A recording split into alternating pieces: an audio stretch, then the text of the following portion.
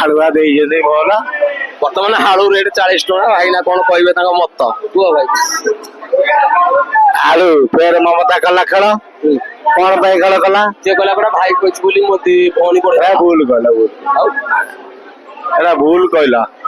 ସିଏ କାହିଁ କହିବ? ଭାଇ କହିନି। ଆଉ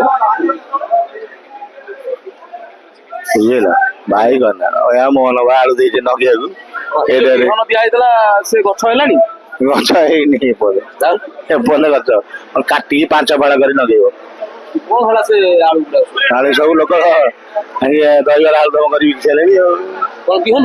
ହଁ, ଇଆଡେ ବଡ ବଡ ଆଳୁ ଆଉ ବିହନ। ଇଆଡେ ଆଳୁ ଦେଇଛନ୍ତି ବିହନ ଜାଣିଛନ୍ତି ଛୋଟ ଆଳୁ ବୋଲି। ଇଏ ଆଳୁ ଭାବୁଛନ୍ତି ଖାଇବା ଦେଇଛନ୍ତି, ଖାଇସାରିଲେଣି ଆଉ। କେତେ ଲୋକ ନଗେଇଛନ୍ତି? 100 ତ 20% ଲୋକ ଲଗେଇଛନ୍ତି। ଆପଣଙ୍କ ନଜରରେ ନବୀନ ବାବୁଙ୍କ ଯୋଉ କାର୍ଯ୍ୟଶୈଳୀ ଥିଲା, ମୋହନ ବାବୁ ସବୁଠାରୁ ଭଲ ବୋଲିକି ଆପଣ ମାନୁଛନ୍ତି କି ନାଇଁ? ମୋହନ ବାବୁ ଭଲ ବୋଲି କଲେ କଣ ହବ? ମୋହନ ବାବୁ ମନ୍ତ୍ରୀ ମାନେ ମାନୁନାହାନ୍ତି, ତାଙ୍କର ନେତା ମାନେ ମାନୁନାହାନ୍ତି, କୌଣସି ଲୋକ ତାକୁ ମାନୁନାହାନ୍ତି। କଣ ପାଇଁ ମାନୁନାହାନ୍ତି? କିଛି ବୁଝୁଛନ୍ତି? ଅଣ୍ଡରଏସ୍ଟିମେଟ୍ କରୁଛନ୍ତି ସବୁ।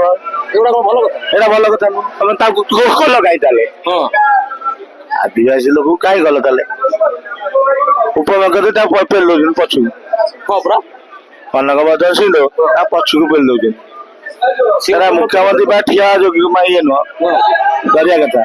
ତାହେଲେ ସିଏ ତମ ସାଙ୍ଗେ ମିଶୁଛି ବୋଲି, ଲୋକଙ୍କ ସାଙ୍ଗେ ପବ୍ଲିକ ସାଙ୍ଗେ ମିଶୁଛି ବୋଲି ତମେ ତାକୁ ଆଡେଇ ଦଉଛ। କିନ୍ତୁ ଆକ୍ଚୁଆଲି ମୋହନ ବାବୁ ଜଣେ ସାଧାରଣ ଆଉ ଭଦ୍ର ବ୍ୟକ୍ତି। ଭଦ୍ର ବ୍ୟକ୍ତି, ସାଧାରଣ ବ୍ୟକ୍ତି, ଇନୋସେଣ୍ଟ ଲୋକ। ହଁ, ଇନୋସେଣ୍ଟ ଲୋକ। ସେଟା ଛନ୍ଦ କପଟ ଜାଣିନାହାନ୍ତି ଏତେ। ସେ ରାଜନୀତି ପରିପକ୍ୱ ନୁହଁ, ସେଥିପାଇଁ ତାକୁ ଇଏ ଅଳିଆ କରିଦଉଛନ୍ତି ଆଉ।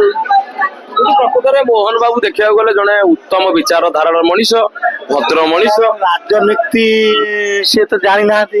ରାଜନୀତି ବା କଳା ଦରକାର ତାର ଗୋଟେ। ସେ କଳା ତାଙ୍କର ନାହିଁ, ତାକୁ କରିଦେଇଛନ୍ତି ସିନା। କିନ୍ତୁ ସିଏ ଭାବୁଛି ଗୋଟେ ଉଚ୍ଚ, ସେଟା ହେଲା ମୁଖ୍ୟମନ୍ତ୍ରୀ ଗୋଟେ ଉଚ୍ଚ ପାଇନ, ସେ ପାଇବାକୁ ସିଏ ଗଲା ବେଳକୁ ରାଜ୍ୟର ମୁଖିଆ ତେଣୁକରି ସେ ଟିକେ ବାଟ ପାଉନାହାନ୍ତି।